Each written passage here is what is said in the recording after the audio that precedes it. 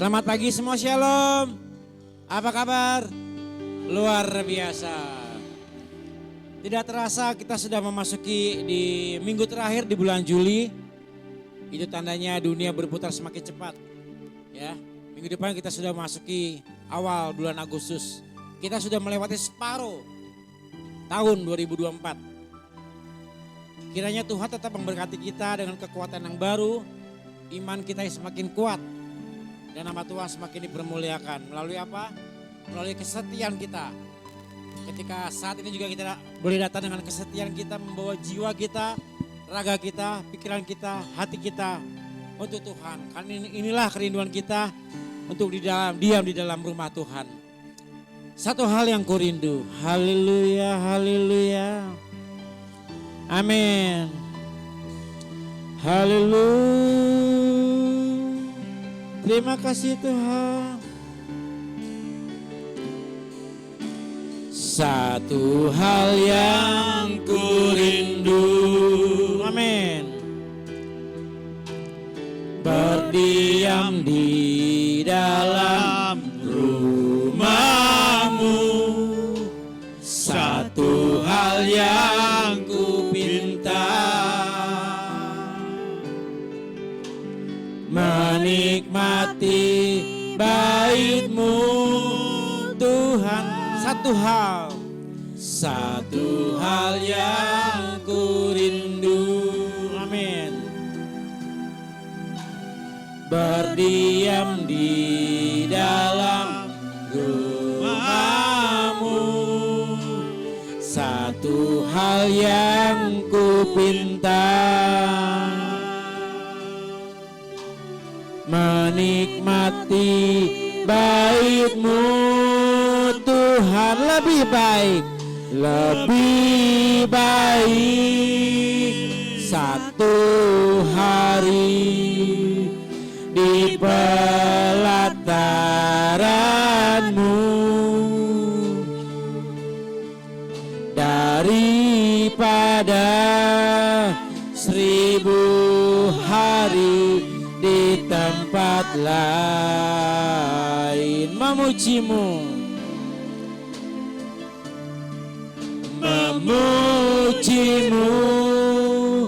menyembah-Mu. Kau Allah yang hidup dan menikmati semua kemurahan-Mu.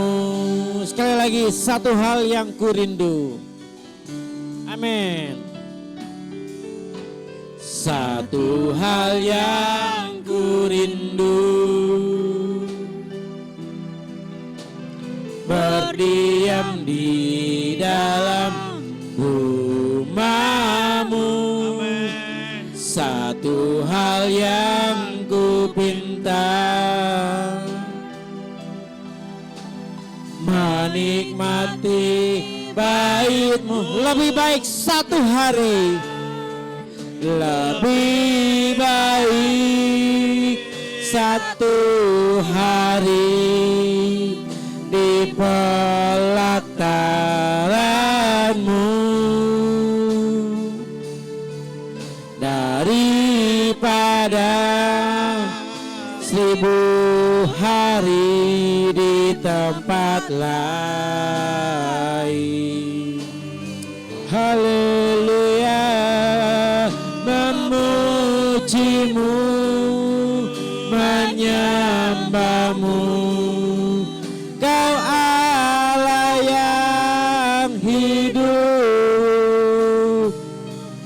dan menikmati semua kemurahan-Mu. Katakan, lebih baik satu hari di rumah Tuhan.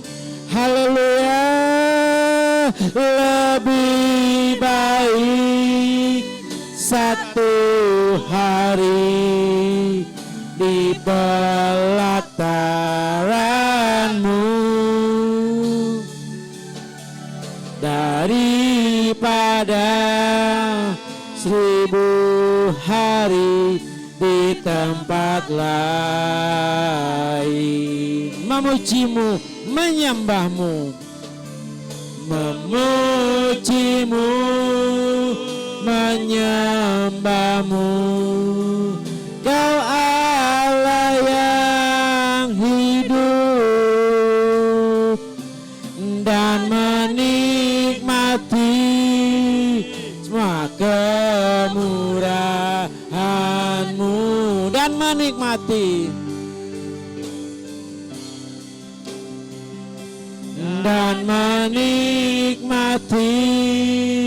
semua kemurahan-Mu dan menikmati, haleluya, haleluya, dan menikmati semua kemurahan-Mu, haleluya, haleluya, haleluya.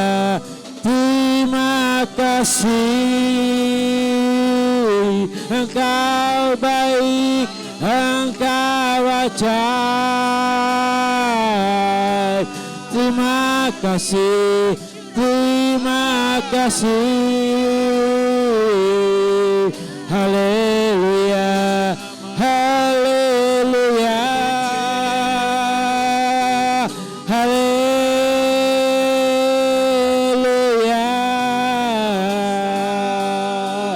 haleluya, haleluya. Terima kasih Tuhan, terima kasih, haleluya. Engkau yang ajaib, Engkau yang berkuasa, Engkau yang bertata dalam kerajaan surga Tuhan. Kau Allah yang besar, Kau Allah yang besar. Haleluya, haleluya. Amin, amin. Haleluya, haleluya.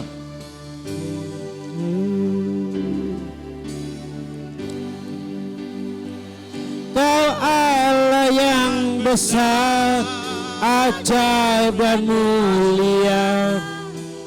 Kau Yesus yang selalu membuatku terpesona. Segala pujian bagi-Mu ya Tuhan. Hanya Kau yang layak ku agungkan. Kau Allah yang besar, Kau Allah yang besar, ajaib dan mulia. Kau Yesus yang selalu membuatku terpesona.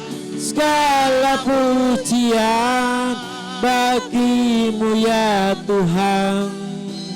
Hanya Kau yang layak, Kau Allah yang besar, Kau Allah yang besar, ajaib dan mulia. Kau Yesus yang selalu membuatku terpesona. Segala pujian bagi-Mu ya Tuhan.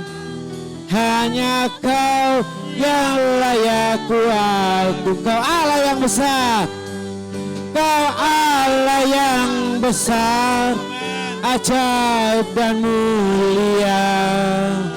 Kau Yesus yang selalu membuatku terpesona. Segala pujian bagi-Mu ya Tuhan. Hanya Kau yang layak ku agungkan. Hanya Kau yang layak ku agungkan. Hanya Kau yang layak ku agungkan. Benar Tuhan. Haleluya. Hanya Engkau lah Allah yang layak kami agungkan Tuhan. Kau Allah yang besar. Amin. Kau Allah yang sanggup membuat perkara yang luar biasa dalam kehidupan kami. Engkau yang ajaib, Engkau yang mulia. Amin. Engkau lah Yesus yang selalu membuat kami terpesona akan keindahan-Mu, akan keajaiban-Mu Tuhan. Kalau kami boleh hadir saat ini ke tempat ini Tuhan, Itu adalah bukti kesetiaan kami karena Engkau sudah berbuat baik pada kami Tuhan. Sepanjang hidup kami. Engkau yang sudah memberkati kami. Engkau yang sudah membuat hidup kami sampai saat ini Tuhan.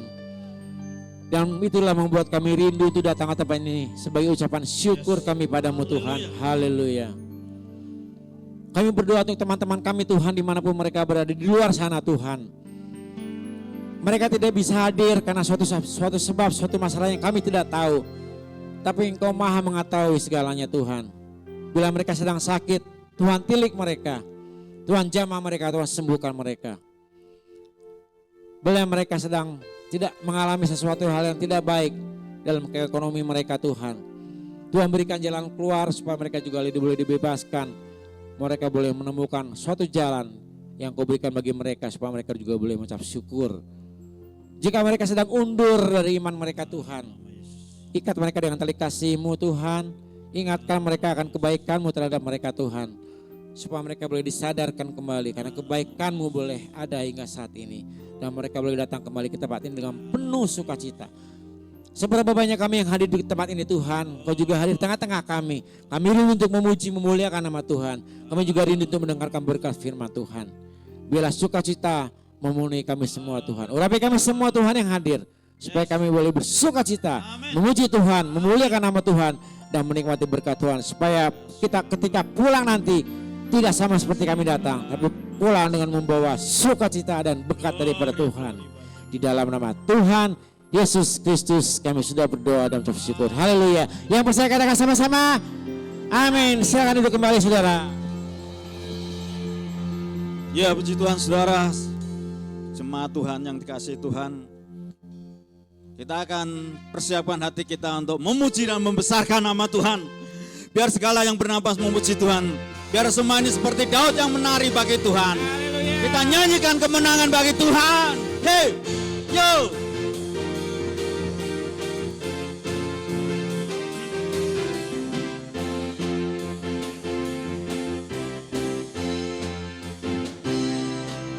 Sekarang telah tiba keselamatan dan kuasa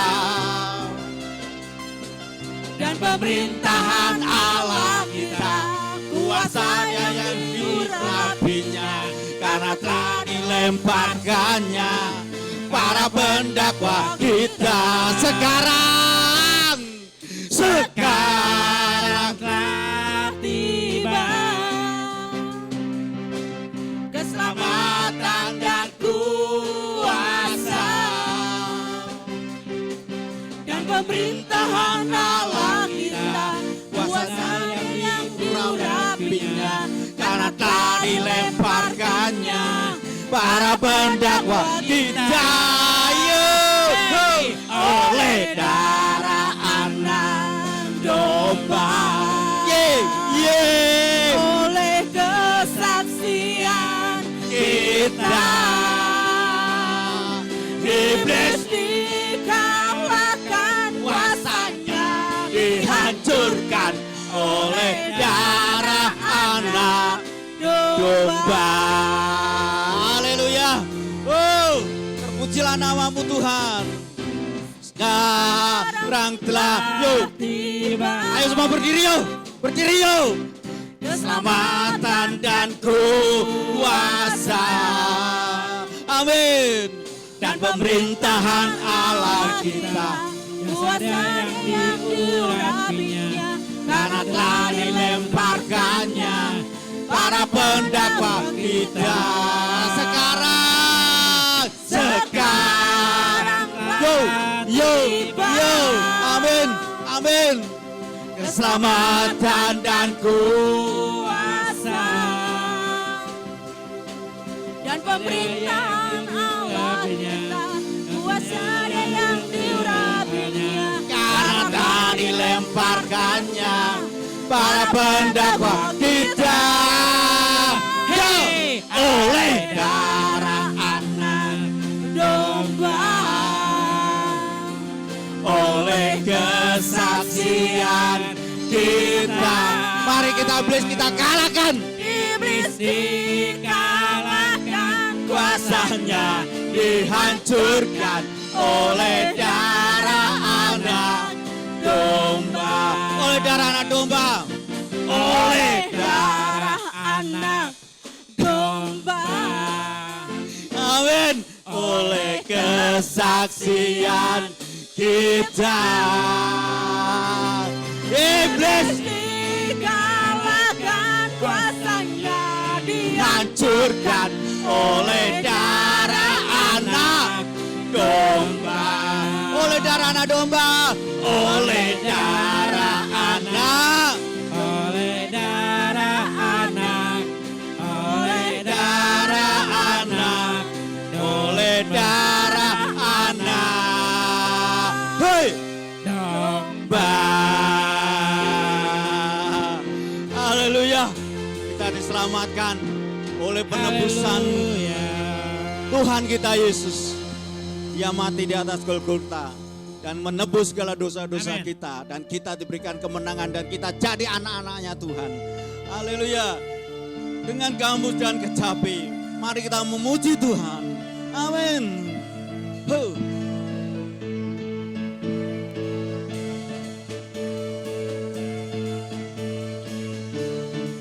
Dengan gambus dan kecapi, mari kita puji Tuhan. Bersoraklah, Hei, bernyanyilah, hei, bersaksi di hadapannya. serukanlah nama Tuhan yang memberi kemenangan. Kalau Allah di pihak kita, siapa lawan Dia? Dengan kamu, dengan gambus dan kecapi, mari kita puji Tuhan. Bersoraklah, Hei, bernyanyilah, amin, bersuka di hadapannya. serukanlah nama Tuhan yang memberi kemenangan. Kalau Allah di pihak kita, siapa lawan kita? terdengar suara. Suara Tuhan dari Sion, terdengar suara sorak kegirangan dari umat yang telah dimenangkan. Dari umat yang telah dimenangkan. Dengan gambus dan kecapi, mari kita puji Tuhan. Bersoraklah, Hei, bernyanyilah, iya, bersuka di hadapannya. Serukanlah, amin, nama Tuhan amin, yang memberi beri kemenangan. Kalau Allah di pihak kita, siapa lawan Dia? Terdengar suara, dengar suara. Tuhan dari Sion, terdengar suara sorak kegirangan dari umat yang telah dimenangkan. Dari umat yang telah dimenangkan. Dari umat yang telah dimenangkan. Dari umat yang telah dimenangkan.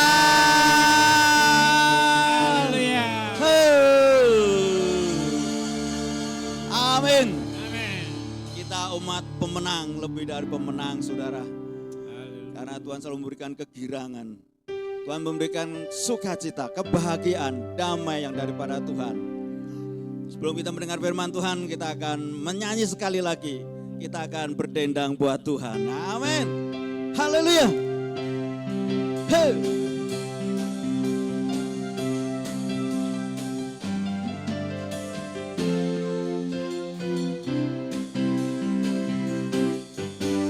berdendang buat Tuhan, mari menyanyi puji Tuhan, mari menyanyi bagi Raja. Hanya Yesus yang kita cinta, hanya Yesus yang kita sayang, hanya Yesus bisa bikin berdendang, berdendang buat Tuhan. Mari menyanyi Puji Tuhan, mari menari, yo bagi Raja. hanya Yesus yang kita cinta, hanya Yesus yang kita sayang, hanya Yesus bisa bikin senang. Ayo semua putar, putar kiri. Putar ke kanan, rasa hati ingin berdendang. Puji Tuhan Yesus. Biar suka duka akan datang, jangan Bunda dan jangan bimbang, hanya Yesus bisa bikin senang. Musik memuji Tuhan, yuk kita menari buat Tuhan. Biar sukacita Tuhan akan dicurahkan pada pagi hari ini. Amin. Haleluya.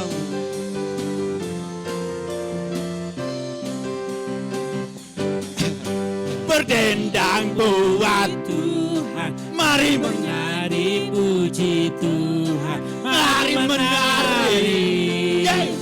Bagi Raja. Hanya Yesus yang kita cinta, hanya Yesus yang kita sayang, hanya Yesus bisa bikin senang. Putar kiri, putar kiri. Putar ke kanan, rasa hati ingin berdendang. Puji Tuhan Yesus, biar suka duka akan datang, jangan gundah dan jangan bimbang, hanya Yesus bisa bikin putar, putar, putar kiri Pak Tommy. putar kiri, putar ke kanan, rasa hati ingin berdendang. Puji Tuhan Yesus. Biar suka duka akan datang, jangan gundah, dan jangan hanya Yesus bisa bikin senang. hanya Yesus bisa bikin senang, Hanya Yesus bisa bikin senang.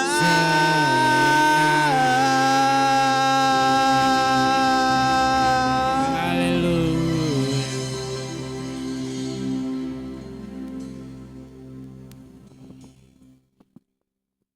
Jemaat Tuhan boleh tetap berdiri, kita akan masuk pada firman Tuhan. Haleluya. Firman Tuhan adalah kebenaran dalam hidup kita. Untuk memimpin, untuk menuntun kita dalam kehidupan kita sehari-hari. Kita harus mengakui bahwa Yesus adalah kebenaran. Biarlah melalui firman-Nya Tuhan berkata pada pagi hari ini, menyampaikan kehendak-kehendak Tuhan pada jemaat Tuhan di tempat ini. Mari kita siapkan hati, kita buka hati kita masing-masing. Haleluya. Kita percaya bahwa Tuhan Yesus kebenaran. Amin.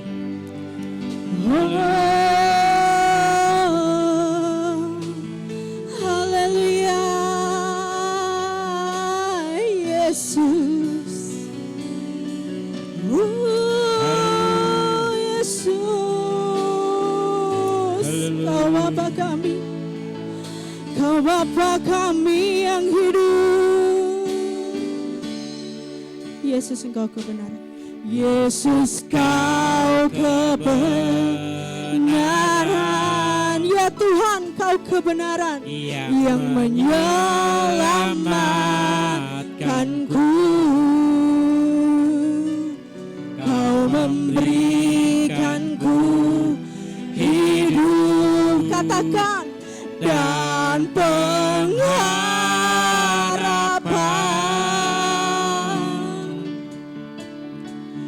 Ku ikut kehendak-Mu. Kami perlu Engkau Tuhan, perlu anugerah-Mu. Ku nyatakan janji-Ku kepadamu. Yesus Kau kebenaran. Katakan dengan iman sekali lagi. Yesus Kau kebenaran yang menyelamatkanku. Kau memberikanku hidup dan pengharapan. Kami mau selalu ikut, ku ikut kehendak-Mu. Kami perlu Engkau, ku perlu anugerah-Mu. Ku nyatakan janji-Ku kepadamu. Mari kita angkat tangan kita. Kalau ku hidup bagi-Mu. Kalau ku tetap menyembah-Mu. Dunia tak bisa menjauhkanku dari kasih-Mu. Selama kami hidup, selama ku hidup bagi-Mu.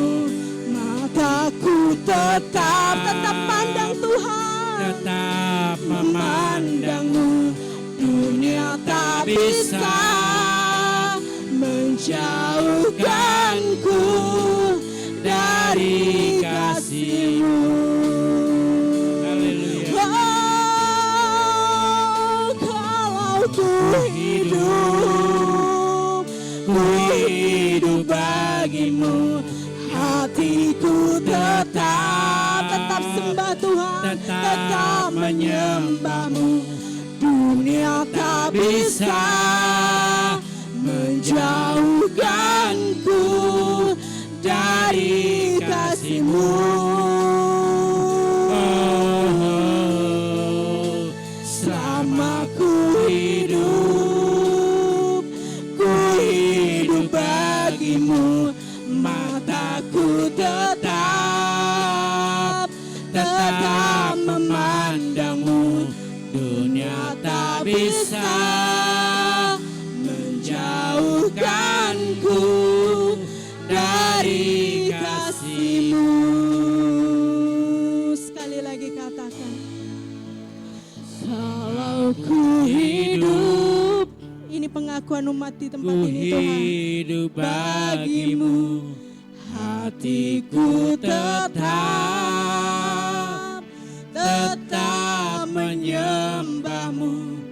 Dunia tak bisa menjauhkanku dari kasih-Mu.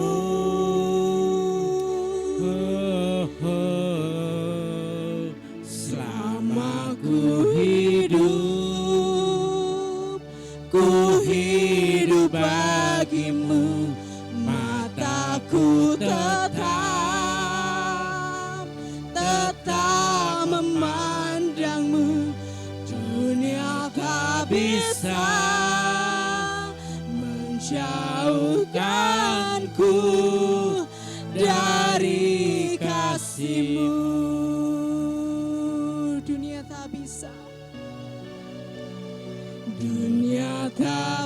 bisa menjauhkanku dari kasih-Mu. Dunia tak bisa menjauhkanku. Dunia tak bisa Kami undang Bapak Kris untuk menjauhkanku dari kasih-Mu.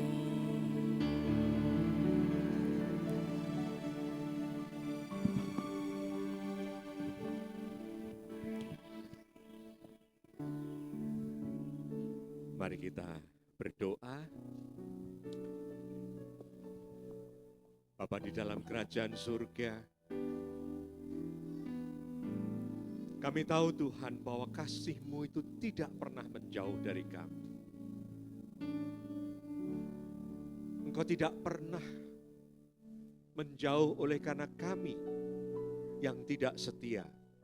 Engkau tidak pernah menjauh dari kami ketika kami tidak ingin mendekat kepadamu. Bapa, ampuni kami, karena kasih setiamu begitu besar. Dan kami setiap hari membutuhkan anugerah-Mu, agar hati kami boleh melekat kepadamu, agar hidup kami boleh berserah kepadamu, agar kami boleh mau mendengar dan mentaati firman-Mu Tuhan. Kami banyak sekali gagal, tapi Engkau tidak pernah meninggalkan kami. Kami tidak pernah melihat kasih yang seperti itu yang ada di dunia. Bahkan dari orang-orang yang paling dekat dengan kami pun, hanya kasih di dalam Yesus Kristus yang sudah Kau nyatakan kepada kami. Dengan kematian di atas kayu salib, pengorbanannya yang membuat kami boleh menjadi anak-anak Allah. Bapa, biarlah kami juga setelah bersukacita dengan berbagai pujian, biarlah kami merenungkan kebenaran firman-Mu Tuhan, agar Engkau dipermuliakan di dalam sikap hidup kami, agar hidup kami menjadi berkat bagi orang lain. Bapa di surga, kuduskan hati dan pikiran hamba-Mu, kuduskan hati dan pikiran setiap anak-anak. Meskipun ada banyak pergumulan-pergumulan, biarlah Roh Kudus yang membuat kami boleh mendengarkan sabda-Mu pada saat ini. Terima kasih Bapa. Kami mohon pertolongan-Mu Tuhan. Di dalam nama Tuhan Yesus, kami menyambut firman-Mu. Haleluya. Amin.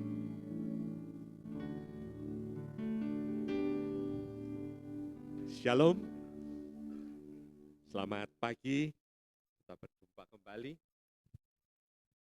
Pagi hari ini kita akan membahas, kalau yang dulu membahas tentang jemaat yang ada di Tesalonika, sekarang saya akan membahas jemaat-jemaat yang ada di dalam pelayanan Rasul Petrus.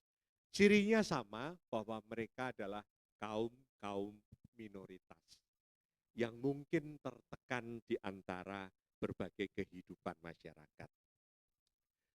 Judul khotbah dalam misi hidup orang percaya.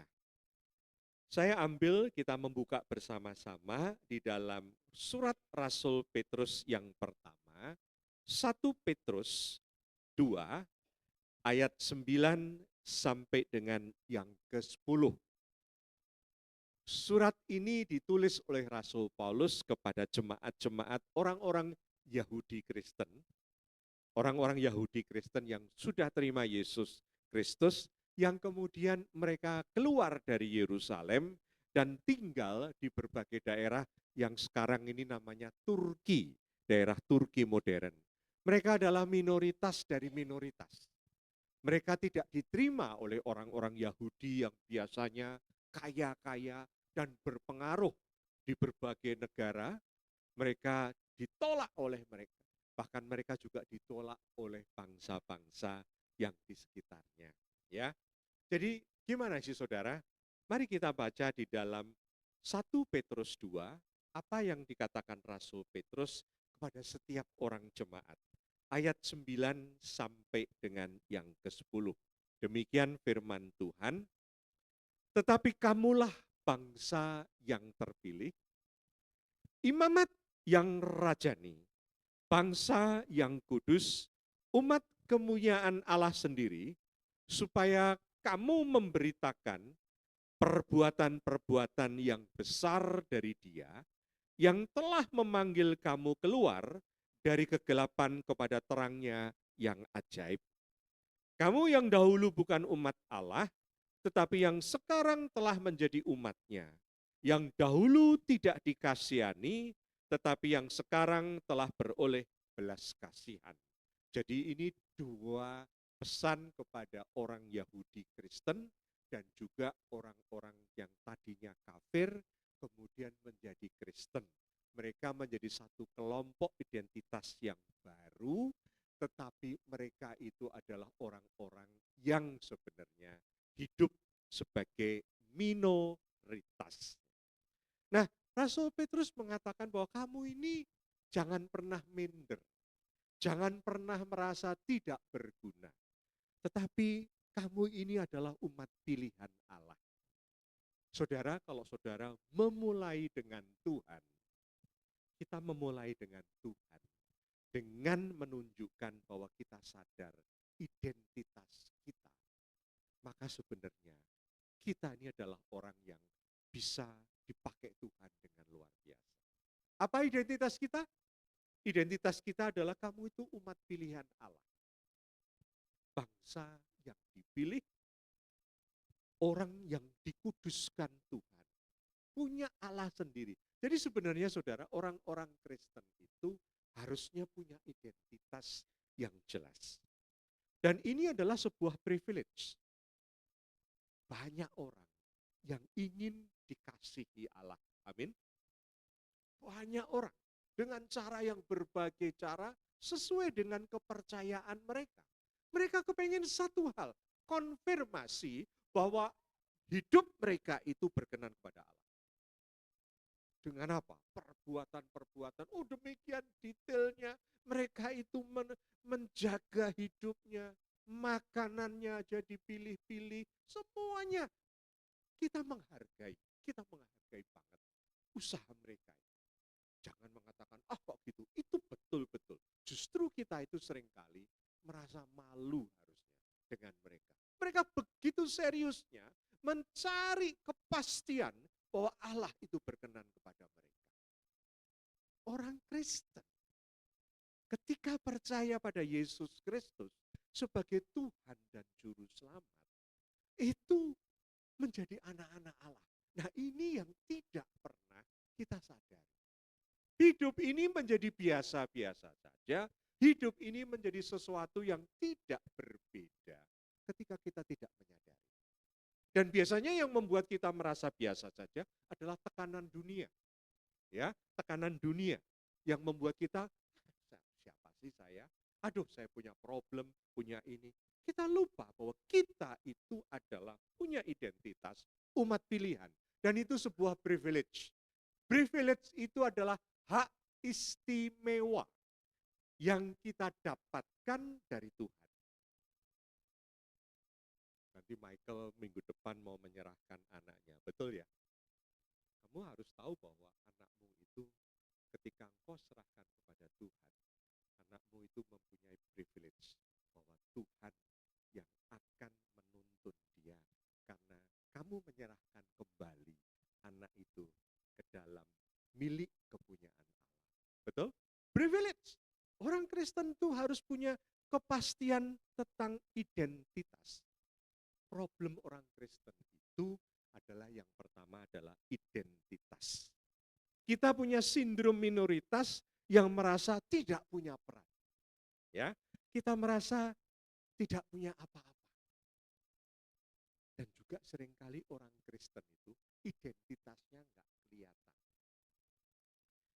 Saya minggu lalu selesai kebaktian karena saya ada pelayanan pagi, kemudian saya langsung ke Jawa Tengah, ke Solo dengan istri, karena ada reuni. Reuni itu bagi saya senang sekali karena itu dari SD, SMP, sampai SMA itu kumpul ya. Nggak banyak kali ini, karena sebagian sudah reuni sendiri di dalam Tuhan ya. Ya, ada yang COVID, ada yang ini, ada yang banyak, pokoknya sudah mulai berkurang dibandingkan 5, 6, 10 tahun yang lalu. Tapi saya sadar, umur kita itu sudah hampir 70-an, 67, 66, 68, 69, tetapi ternyata kita kumpul. Itu dari sekolah Kristen ya, ya banyak, semuanya orang Kristen, satu dua aja yang Buddha. Tapi saya nggak lihat itu identitas Kristennya. Setelah 60 tahun umurnya, 70 tahun, nggak ketok itu bahwa mereka itu Kristen. Malah yang kelihatan itu seperti anak kecil. Saya tanya, si ini kok nggak datang padahal di listnya ada. Ketuanya panitia, Chris, tak beritahu. Dia nggak jadi datang. Loh, nopo. Ketika si B itu tiba-tiba daftar, dia batalkan. Karena apa? Dia sama si B lagi konflik. Kapan konfliknya? Reuni 2 tahun yang lalu.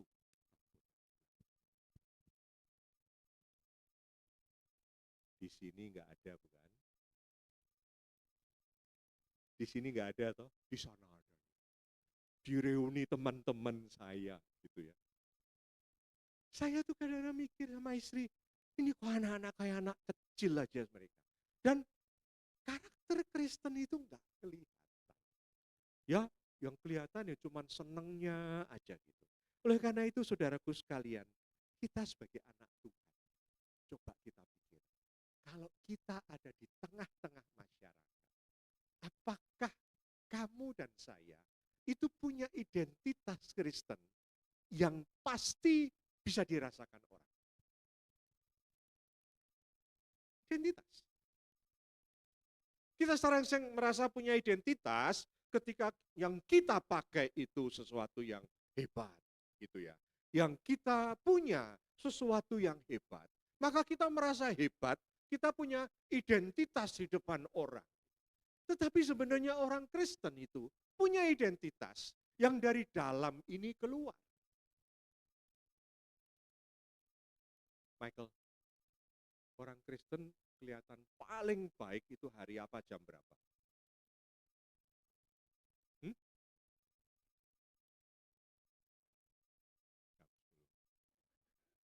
Harusnya tadi jam 9, kita mundur 9.20. Orang Kristen kelihatan baik apa, Dani? Haleluya, shalom.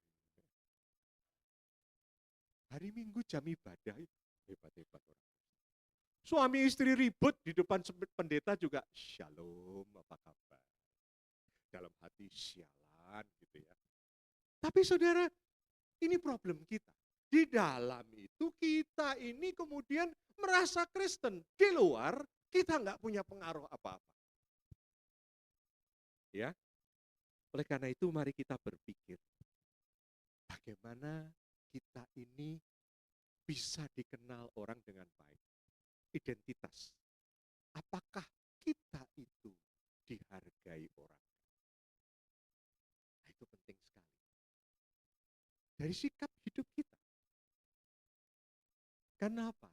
Kita ini sekecil apapun kita, Tuhan itu mau pakai kita untuk menghadirkan kerajaannya. Coba buka di dalam Matius 13 ayat 33. Matius 13 ayat 33.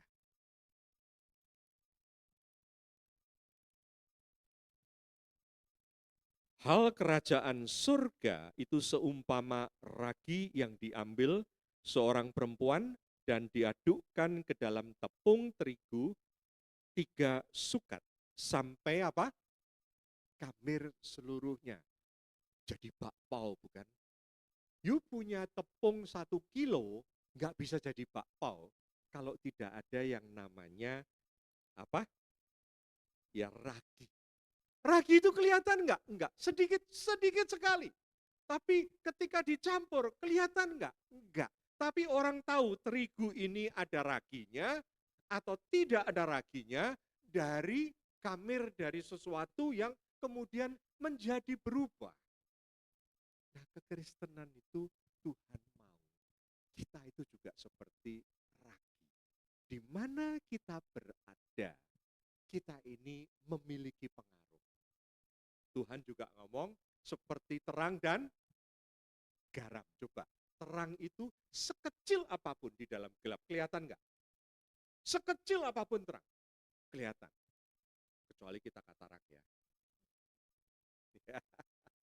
Kakak saya di rumah istri katarak udah dioperasi masih belum, ternyata ada selaput apa, memang sulit ya, udah tua. Tetapi terang itu sedikit kecil pun itu pasti garam itu juga. Sedikit pun pasti terasa. Nah, orang Kristen itu diharapkan gitu. Jadi kita ini harusnya identitas kita ini sebagai kedamaian ini kita harus ada. Apa identitas kita? Ya, itu harus kita pikirkan. Tetangga-tetangga juga harus tahu kita ini orang Kristen. Orang Kristen tuh baik gitu. Ya, misalkan kalau lewat situ jangan gitu aja. Permisi gitu ya, kula nuwun gitu. Lewat rumahnya orang gitu ya. Saya selalu buka jendela pelan-pelan, misi gitu. Walaupun mereka mungkin nggak kenal kita, tapi kita sudah mulai menunjukkan bahwa kita ini punya identitas. Waktu masuk di itu apa Pak, palang itu gimana? Ya, saya sangat terima kasih, selamat pagi. Karena apa? Saya mau mereka itu tahu bahwa kita juga menghargai mereka. Ya. Nah, problem orang Kristen itu ada di dalam identitas. Mari kita lihat berikutnya, apa yang terjadi kemudian? Yang kedua, problem orang Kristen itu adalah hidupnya berdampak atau tidak. Yang pertama identitasnya, yang kedua adalah berdampak atau tidak. Artinya apa? Kehadiran kita itu dirasakan manfaatnya enggak bagi orang lain. Itu kita harus pikirkan. Dampak kita ini apa? Dampak kita hidup di tengah lingkungan ini apa? Kan selalu jadi konflik, problem. Gereja dengan masyarakat. Kita harus berani berpikir ulang, posisi kita itu gimana. Kalau kita punya posisi, pokoknya kan sudah ada izinnya gini, sulit. Karena itu pemerintah. Tetapi masyarakat, kita ini harus benar-benar bisa menjadi dampak. Ya ini kan nggak gampang, tapi benar-benar kalau hidup ini nggak berdampak, kita nggak dihargai. Problem orang sukses atau tidak itu cuma dua. Pertama, dia itu adalah orang yang berharga. Yang kedua, dia adalah orang yang berdampak. Artinya, dia adalah orang yang dibutuhkan. Mengapa kita tidak berhasil? Karena kita tidak dibutuhkan. Ada orang-orang yang demikian gampang untuk kerjasama dengan orang, bekerja. Karena apa? Orang sudah tahu, dibutuhkan. Ini saya punya ponakan yang membuat kami itu ketar-ketir. Keponakan saya itu anak Tuhan. ABC dia, American Born Chinese. Dia orang Taiwan. Sangat sederhana tapi pintar sekali. Pintarnya itu saya tahu, batuknya itu nonong gitu. Saya lihat, bapaknya itu ternyata presiden dari asosiasi silikon dari Taiwan, silikon seperti Silicon Valley, orang-orang pintar. Anak ini cuma satu, anak Tuhan, di rumahnya ada persekutuan untuk para pemuda-pemuda Kristen, ya di Seattle sana. Kemudian dia dia pindah ke sana karena diterima Amazon. Di Amazon itu posisinya bagus sekali, ya posisinya bagus sekali. Tapi dia itu kemudian nggak suka. Kalau sudah terikat kerja gitu nggak suka. Dia pindah-pindah.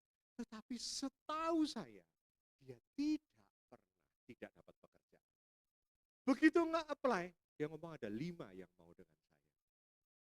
Begitu apply, ada dari Amazon kemana. Dia pindah-pindah. Itu membuat deg-degan istrinya, kakak saya semua. Tapi saya pikir, dia anak Tuhan. Tapi juga dia dibutuhkan di dunia. Nggak pernah nganggur. Betul-betul nggak pernah nganggur. Karena dia dibutuhkan. Ya. Nah, saudaraku sekalian, kita ini yang kedua, dampak kita itu apa di tengah masyarakat. Di tengah keluarga besar kita, dampak kita itu apa? Ya. Itu harus kita pikirkan supaya kekristenan itu bisa dikenal dengan orang. Yesus itu bisa dikenal kalau orang melihat dampak yang baik dari hidup kita. Anak-anak kita itu akan betul-betul belajar untuk menerima dan percaya Yesus Kristus karena melihat bapak dan ibunya diubah oleh Tuhan sehingga hidupnya berdampak. Kalau mereka tidak melihat dampak itu, mereka jadi Kristen iya, tetapi selama masih ada di dalam lingkungan kita. Begitu mereka lepas, begitu mereka bekerja, begitu mereka dapat duit, begitu mereka keluar dari rumah, hilang deh. Saya mau jadi ateis aja lah, percuma jadi Kristen. Bohong itu orang tua saya. Kejadian banyak sekali. Saya sering konsultasi dengan tim jemaat di gereja yang di sana, di Tegal. Banyak sekali. Anak-anaknya tiba-tiba pindah agama. Kenapa Pak kok pindah agama? Ya karena memang dia tidak beragama dari awal. Loh ini ke gereja. Ke gereja itu karena budaya Kristen yang kamu paksakan. Tapi mereka tidak pernah melihat Yesus di dalam hidupmu yang mengubah hidupmu. Sehingga hidupmu berdampak buat mereka. Problem. Gitu. Maka itu pertama identitas dan yang kedua adalah dampak. Umat pilihan Allah itu harus tahu. Dikatakan tadi bahwa kamu itu sebagai umat pilihan supaya kamu itu bisa memberitakan perbuatan-perbuatan yang besar dari Dia. Perbuatan besar apa? Seringkali perbuatan kita perbuatan besar itu kalau ikut Tuhan bisnisku akan hebat, iniku akan hebat. Mungkin aja, tapi belum tentu. Tapi perbuatan besar yang mengubah kita sehingga punya hati yang besar, hati yang betul-betul taat, hati yang mengasihi, itu nggak gampang. Itu bisa dilihat oleh orang-orang yang dekat dengan kita.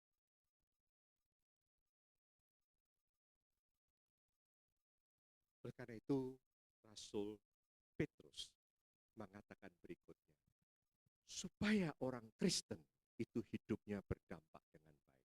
11 dan 12, 1 Petrus 2, ayat 11 sampai yang ke-12. Setelah tadi dikatakan kamu itu adalah punya identitas yang luar biasa, ini kewajibannya. 11 dan 12. Saudara-saudaraku yang kekasih, aku menasihati kamu supaya sebagai pendatang dan perantau, kamu menjauhkan diri dari keinginan-keinginan daging yang berjuang melawan jiwa. Milikilah cara hidup yang baik di tengah-tengah bangsa-bangsa bukan Yahudi.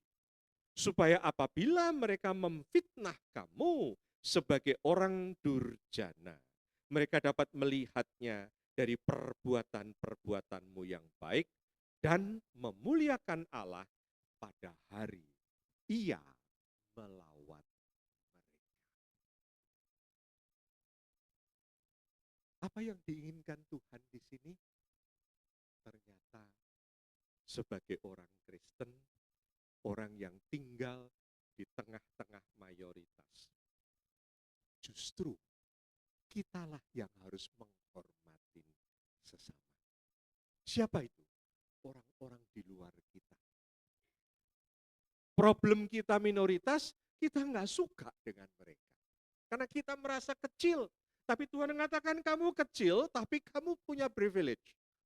Kamu punya hak istimewa. Maka kamu itu harus memberitakan perbuatan-perbuatan besarku dalam hidupku dengan cara kamu harus bisa menghormati sesamamu manusia. Dengan cara apa? Jangan hidupmu itu menjadi hidup yang seperti mereka. Kamu harus menjauhkan diri dari keinginan-keinginan daging yang berjuang melawan jiwa. Ya, melawan jiwa. Milikilah cara hidup yang baik di tengah bangsa-bangsa, bukan Yahudi. Jadi apa? Jadi murid Kristus itu harus ada di dalam kehidupan sehari-hari. Tugas kita itu mengubah pandangan orang tentang Kristen agar kita itu bisa menjadi jembatan untuk membawa terang itu pada saat Allah melawat mereka. Kita punya saudara, gak mau jadi Kristen. Jangan kita nyalain dia. Yang pertama mungkin bukan waktunya Tuhan. Tapi yang kedua, kita sendiri tidak pernah menunjukkan Kristen itu seperti apa pada dia. Dia marah, kita marah.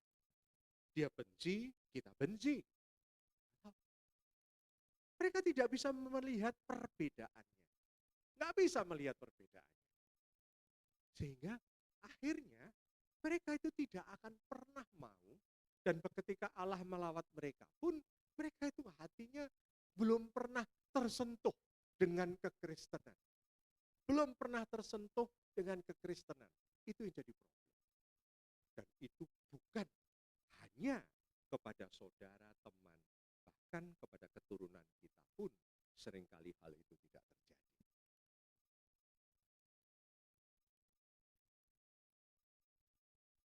Apa yang harus kita lakukan, saudara, dalam hal orang Kristen? Mengubah gaya hidup. Kita harus mengubah gaya hidup yang menghargai sesama dulu. Orang Kristen itu begitu. Saya katakan orang Kristen itu menghargai jiwa dulu. Kalau kita nggak menghargai orang, bohong itu. Kalau kita ingin menginjil, kalau kita ingin orang-orang percaya Yesus, kita aja nggak peduli sama mereka. Nggak bisa. Kita harus punya sifat care.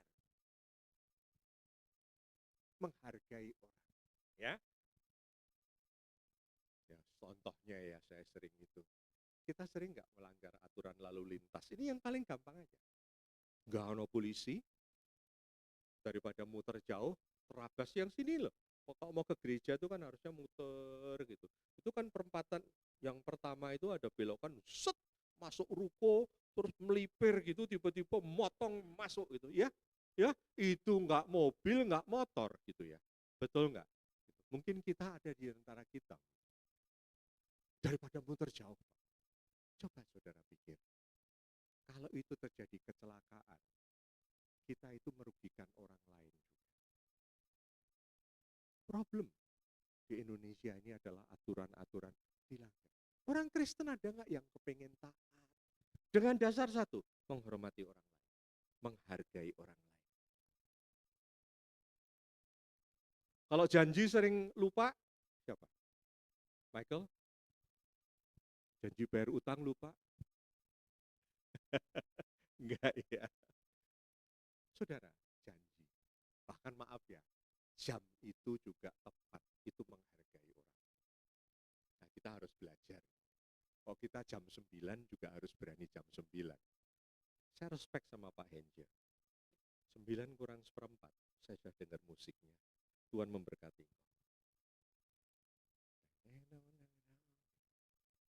Karena apa? Tepat waktu itu juga menghargai. Saya dilatih di Hagai. Jam itu nggak boleh terlambat. Dengan satu syarat, bukan karena harus disiplin, bukan. Cuman satu, menghargai orang lain. Titik. Karena kita berbicara tentang jiwa. Kita berbicara tentang orang untuk bisa mengenal Tuhan. Respect. Ya. Terus juga saudara, seringkali tindakan-tindakan hidup ini, seringkali kita ini nggak menghargai orang. Ya, dan kita itu seringkali yang kita lakukan itu hal-hal praktis, bukan hal prinsip sesuai dengan kebenaran Tuhan. Seringkali, bukan hal prinsip tapi praktis. Contoh yang di dunia ini, hukumnya, yang berkuasa itu yang benar. Betul? Kalau punya kekuasaan, yang bawahnya harus nurut. Betul? Kalau orang ditangkap oleh KPK atau Kejaksaan Agung ditanya, mengapa Anda begini-begini? Karena perintah atasan. Dia tahu itu melanggar. Tapi dia lakukan karena perintah atasan. Karena dianggap yang berkuasa itu yang benar. Berani nggak kita nolak? Banyak itu di dalam perusahaan. Itu adalah seorang sekretaris yang sampai berani keluar dari pekerjaan dan sempat nganggur. Karena ketika punya manajer yang baru, dia disuruh bikin bon kosong untuk mengisi pengeluaran keluar kota, terus kemudian suruh klaim ke BK. Dia nggak mau, bosnya marah. Saya bos, kamu sekretaris, ikutin. Dia mengatakan, Pak saya anak Tuhan, ada yang lebih tinggi dari Bapak, saya keluar. Keluar beneran. Enggak gampang. Tapi berani enggak kita untuk berani hidup dalam kebenaran? Ya. Yang berkuasa yang benar, yang mayoritas yang benar, betul? Kalau kita naik motor nggak pakai helm, merasa bersalah nggak? Alah, cuman muter aja gitu. Rasa bersalah? Enggak, karena apa? Semua orang melakukan. Verboden dimasukin, merasa bersalah enggak? Enggak ada polisi, enggak apa. Karena apa? Semua orang melakukan. Nah, ini sifat menghargai itu sulit. Ya, sehingga akhirnya orang Kristen itu enggak beda dengan orang-orang dunia. Apalagi kalau sudah masalah untung rugi. Yang penting enggak rugi. Orang lain rugi sebodoh amat.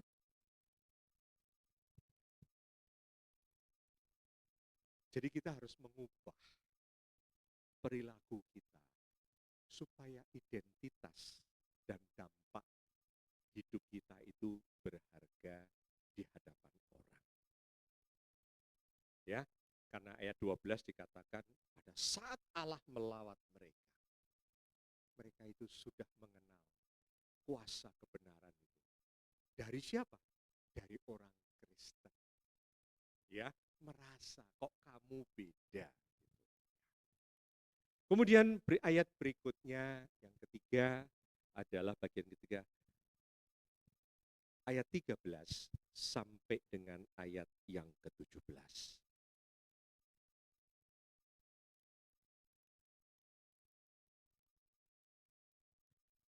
1 Petrus 2, 13 sampai 17. Dikatakan demikian, tunduklah karena Allah. Tunduklah karena Allah kepada semua apa?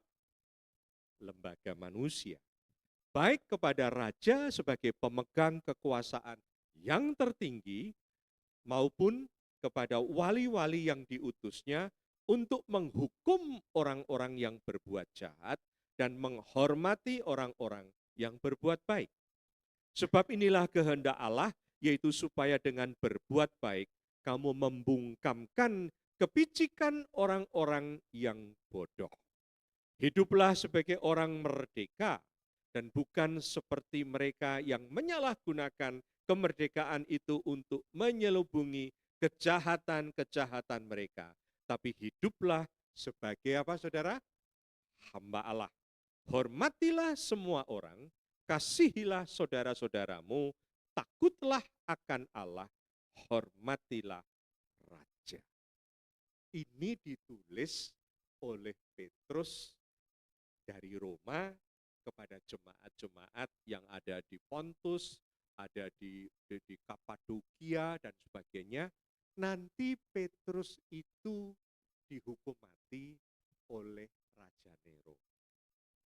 Coba lihat, dia tetap menulis di dalam penganiayaan itu, hormatilah raja sebagai pemegang kekuasaan dan wali-walinya.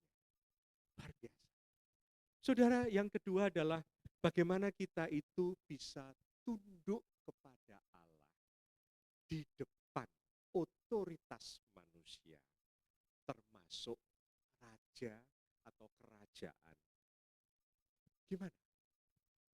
Rasul Petrus mengatakan, yang pertama kamu itu menjadi hamba Allah.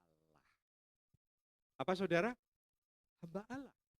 Hamba Allah itu apa sih artinya hamba? Hamba itu bukan berarti budak. Hamba itu bukan berarti tunduk secara buta. Tetapi hamba itu adalah tunduk kepada otoritas Allah. Dan relasinya adalah relasi kasih.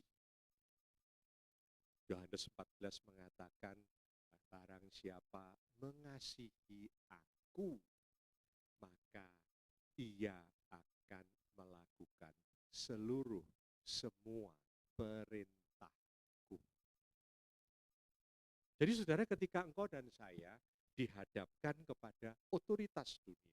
Tadi kan masyarakat, yang kedua otoritas dunia. Kamu bukan hamba mereka. Kamu adalah hamba Allah, jauh di atas mereka. Itu posisinya dulu. Sehingga siapa yang harus engkau tunduk? Tunduklah kepada Allah. Tunduk karena Allah. Tetapi tetap menghormati mereka. Ini yang sulit. Menghormati pemerintah. Maka orang Kristen itu tidak diajar untuk berontak.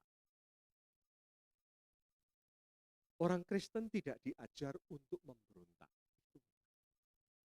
Sejarah membuktikan kekristenan itu dianiaya. Itu tidak menunjukkan pemberontakan. Orang Yahudi memberontak. Orang Yahudi memberontak. Berkali-kali membuat pemberontakan dengan mengatakan Mesiasnya sudah datang, sehingga mereka banyak yang dihukum salib dan sebagainya. Tapi orang Kristen tidak pernah punya budaya untuk memberontak.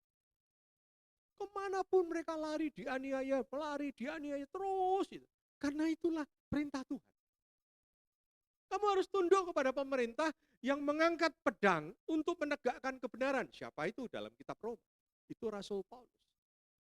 Maka sebenarnya ya, orang Kristen yang kemudian mau demo, ngerusak, itu tidak ada di dalam kekristenan. Tapi Anda dan saya tidak boleh tunduk kepada mereka kalau mereka tidak melakukan sesuai dengan kehendak Tuhan. Kalau kena tilang, ya ini cerita biasa aja. Diberesin di sana atau taat. Saudara, diantaranya gitu.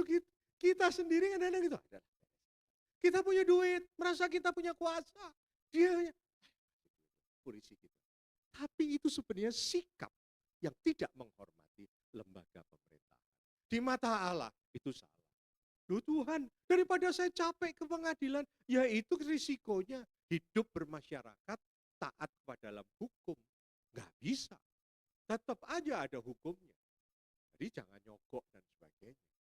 Kadang-kadang kita membuat dunia ini semakin menjamur dengan kejahatan karena orang Kristen sendiri juga melakukan dengan hal itu. Nyogok kiri, nyogok kanan. Memberi lain loh ya, memberi tape itu lain. Tapi kalau nyogok itu sudah.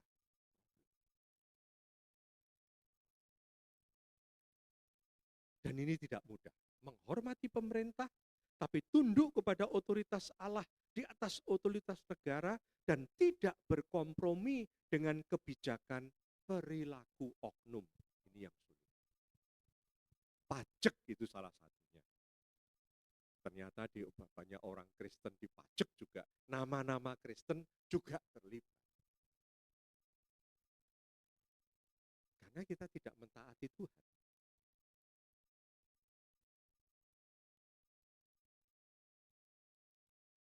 Dua contoh yang paling bagus.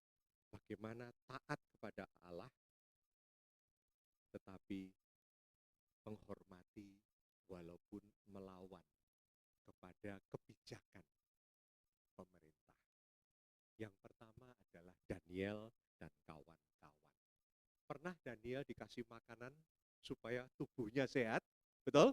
Nanti diadu siapa yang paling pinter, paling sehat, betul? Kemudian dikasih makanan dari apa? Meja raja. Dan karena rajanya itu adalah orang Babel, pasti makanannya itu tidak halal. Mereka menolak, bukan? Mereka mengatakan, berikanlah kami sayur mayur. Orang yang merawat dia takut. Nanti kalau kamu kurus, gue yang dibunuh. Gitu. Jangan takut. Aku tetap nggak akan makan. Tapi aku akan makan sayur mayur sesuai dengan yang aku mau. Kasihkan kepada aku. Mereka melawan nggak? Ya melawan. Tapi mereka menghormati? Ya menghormati. Mereka lebih taat pada Allah. Dan hasilnya Alkitab mengatakan Daniel dan kawan-kawannya menjadi orang yang paling tampil, paling sehat, dan paling pandai di antara semua orang-orang muda. Kita sering mengagungkan kepemimpinan Daniel dan sebagainya. Tapi coba orang Kristen berpikir tentang ketaatan kepada Allah. Banyak yang ambrol semua. Kita sering berpikir tentang kuasa Tuhan begini begitu yang mengubah begini menjadi kita kepala bukan ekor. Tapi ketika kita berbicara tentang ketaatan, jebol semua. Yang kedua adalah Petrus sendiri. Dalam Kisah Rasul, Petrus itu dihadapkan kepada mahkamah agama. Betul? Terus dikatakan oleh mahkamah agama, mulai saat ini kalian tidak boleh memberitakan Injil Yesus Kristus. Jawab Petrus apa? Kami lebih takut kepada Allah daripada kepada manusia. Kami tetap akan memberitakan Injil. Mereka menghormati mahkamah agama. Tapi untuk taat kepadamu, enggak. Ada yang lebih tinggi dari kamu, yaitu Allah. Berani enggak kita ngomong? Kamu minta aku nyogok. Ada yang lebih tinggi dari kamu. Siapa? Atasan saya. Atasan saya malah menyuruh gitu. Bukan, lebih tinggi dari dia. Allah. Saya enggak berani. Kamu berani melawan Allah? Kalau kita nanya gitu, mungkin dia berpikir juga. Kita malah takut, ya udahlah, beres. Ini problem orang Kristen. Kita pengen jadi kepala, tapi kita tidak bisa, karena hidup kita nggak benar di hadapan Allah. Maka itu saudara, pernah dengar nggak lagunya? Pasti Pak Henjo bisa. Dunia ini panggung sandiwara. Ya toh? Langsung itu apa? C atau apa itu? Gua nggak tahu. Saya sudah belajar keyboard, 2 sudah hancur, 1 gitar sudah hancur, kasih ke pelayanan gereja semua. Sudah nggak megang gereja. Nggak bisa. Dunia ini panggung sandiwara. Orang seneng toh lihat dunia ini. Tapi yang paling mengerikan, gereja ini panggung sandiwara. Firman-nya tentang ketaatan, kebenaran, tentang ini. Pujiannya tentang hidup kudus gini, tapi cuma berhenti di mimbar. Yang sana penonton, maka itu dikatakan sandiwara.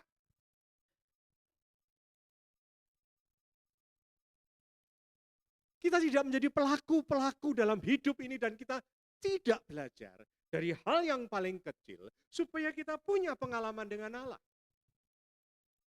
Sehingga perkara besar yang datang membuat kita hancur karena kita tidak taat dari hal kecil. Itu problem. Hal kecil udahlah, tapi kita tidak tahu bahwa Tuhan mau kita belajar ketaatan dari hal kecil. Yang Tuhan mau. Saya paling suka ayatnya Matius 5 ayat 16. Matius 5 ayat 16 itu saya paling suka. Seperti dikatakan tadi di dalam 1 Petrus 2 ayat 12. Persis sekali. Demikianlah. Hendaknya terangmu bercahaya di depan orang. Apa? Supaya mereka melihat apa? Perbuatanmu yang baik. Mereka melihat perbuatanmu yang baik dan apa? Memuliakan Bapakmu di surga. Itu aja. Mari kita belajar jadi anak Tuhan, bukan nonton sandiwara, tapi kita pelaku belajar. Banyak problem di dunia. Kemarin saya reuni banyak problem dari orang-orang tua itu ya. Ada yang diusir sama menantunya, ya, macam-macam lah. Tapi itulah dunia. Tapi kita sebagai orang Kristen bagaimana? Mari, seperti yang dikatakan Rasul Petrus, walaupun kita sedikit, tapi engkau adalah umat pilihan Allah, bangsa kepunyaan Allah. Dan kita dikuduskan, dan kita harus memberitakan perbuatan besar Dia. Kepada siapa? Kepada orang-orang di sekitar kita. Termasuk keluarga kita, termasuk teman-teman kita. Tuhan memberkati. Mari kita berdoa. Bapa, kami sering berpikir hal-hal besar yang ingin kami alami bersama dengan Engkau. Tetapi seringkali kami melupakan tugas kami. Bahwa kami adalah orang-orang sekalipun kami sedikit. Tapi kami memiliki satu identitas dan kuasa yang bekerja di dalam hidup kami. Yang mengubah hidup kami. Untuk menyatakan kepada dunia bahwa kami memiliki Allah yang hidup di dalam hidup kami. Bapa, ajar kami supaya kami sadar Tuhan. Seringkali perbuatan-perbuatan kami hanya ibadah, hanya pelayanan. Tetapi sebenarnya hidup kami tidak berdampak. Bahkan kepada orang-orang yang paling dekat kepada kami. Ada banyak orang yang tidak pernah memanfaatkan lawatan Allah. Oleh karena mereka tidak melihat hidup kami di dalam Tuhan. Ampuni kami Bapa. Kuduskan kami dan beri kami kesempatan. Karena anugerah-Mu demikian besar. Kuduskan kami di dalam nama Tuhan Yesus Kristus. Kami berdoa dan kami memohon pertolongan-Mu. Haleluya. Amin. Tuhan memberkati.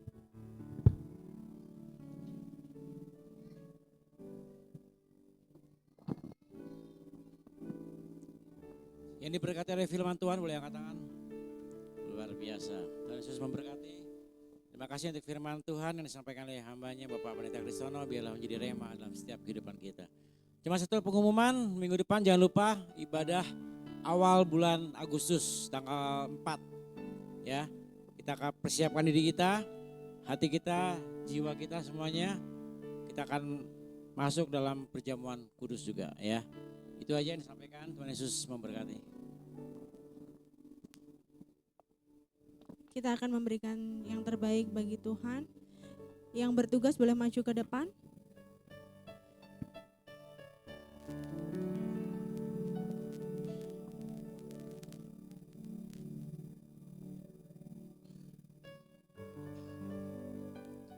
Kami mohon Bapak Rines berdoa untuk persembahan.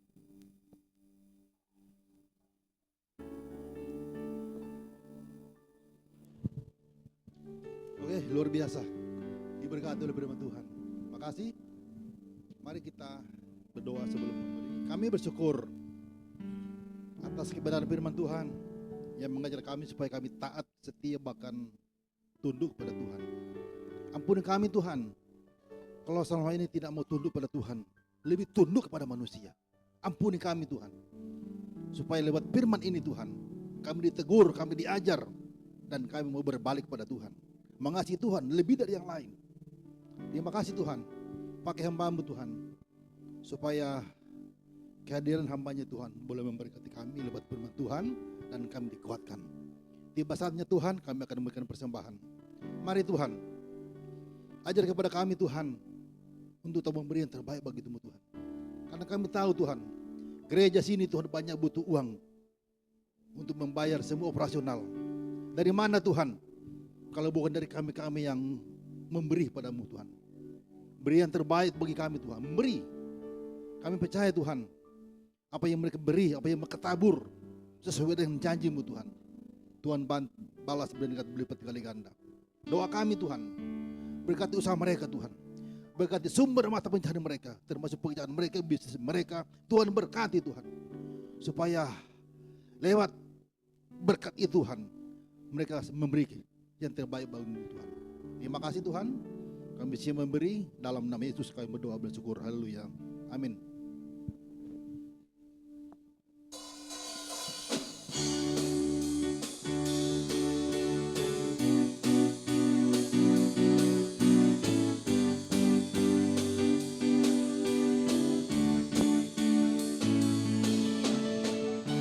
Ketika Tuhan memulihkan keadaan Sion, keadaan kita seperti orang yang bermimpi.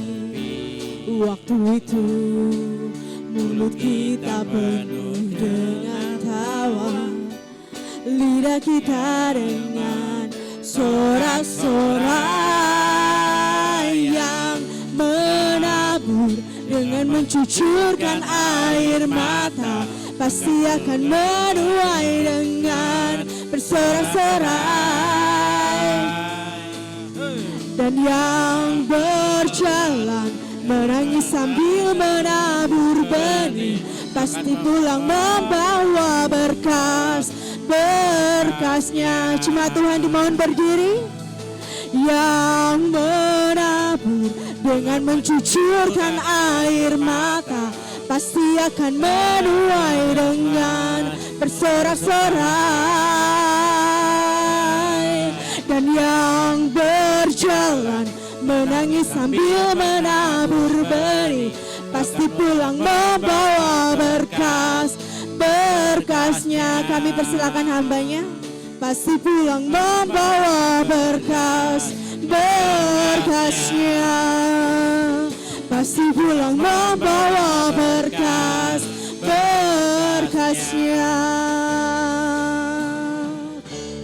Mari kita sehati berdoa.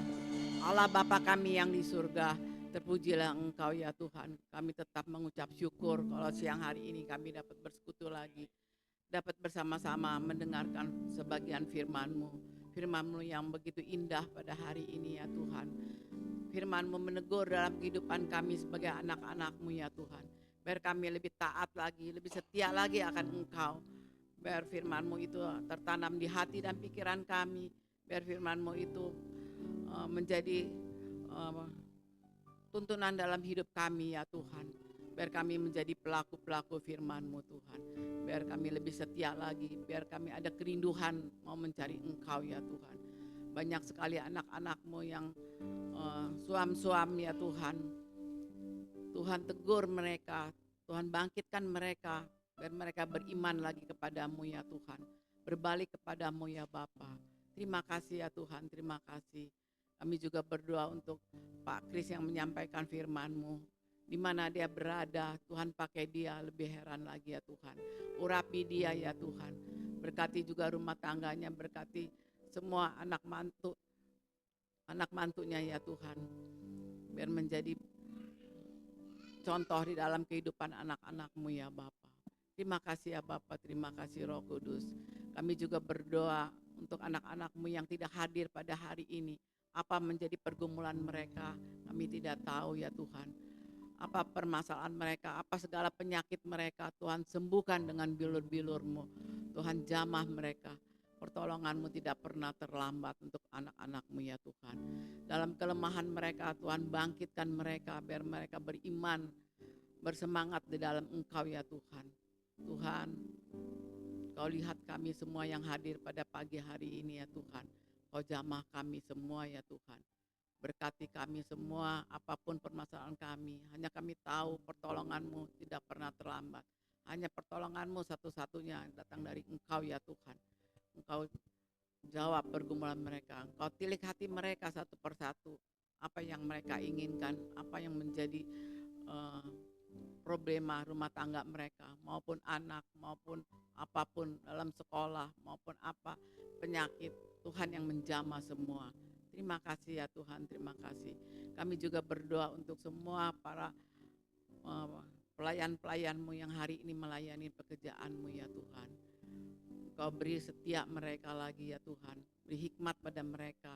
Biar mereka lebih lagi melayani pekerjaan-Mu ya Tuhan. Tidak sia-sia di hadapan-Mu ya Bapa. Terima kasih Bapak, terima kasih.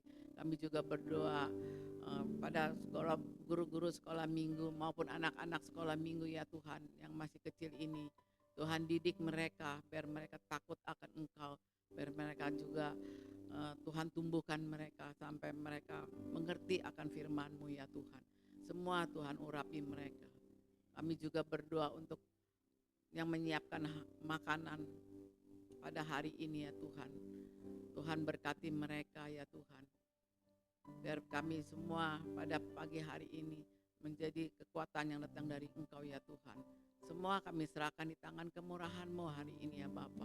Maupun kami sebentar kami usai dari tempat sini, kemanapun kami berada, kemanapun kami berjalan. Tuhan selalu menyertai kami, mengikuti kami, memagari kami dengan pasukan malaikat-Mu. Tibakan kami di rumah dengan tidak kekurangan satu apapun. Semua dalam pengawalan-Mu ya Tuhan. Tuhan beri sukacita, Tuhan beri damai sejahtera yang datang dari Engkau ya Tuhan. Inilah doa kami ya Tuhan yang kami panjatkan di dalam nama Tuhan kami Yesus Kristus. Kami telah berdoa dan mengucap syukur.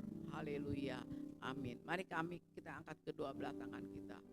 Damai sejahtera datang dari Allah Bapa, kasih sayangnya Yesus Kristus, persekutuannya dengan Roh Kudus, dari sekarang sampai Maranatha, Tuhan datang menjemput kita di awan-awan. Bapa, terima kasih. Bapa, terima kasih. Bapa, terima kasih. Bapa di dalam surga,